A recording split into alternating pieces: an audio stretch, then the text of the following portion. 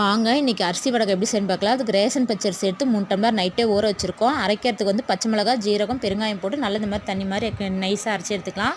இந்த டம்ளரில் அரிசி எடுத்துருக்கோம். அந்த டம்ளருக்கு வந்து 6 டம்ளர் தண்ணி வச்சுக்கலாம். நல்லா தண்ணி கொதிச்சோன்னே கரைச்சி வச்சுருக்கிறத ஊற்றி நல்லா கைவிடாமல் கிண்டுங்க. கிண்டும்போது நல்லா இப்படி கெட்டியாகி வரும், கட்டி விழுகாமல் இப்படி பபுள்ஸ் வரும் பாருங்கள். வெந்திருக்கு அடையாளம் இதுதான்.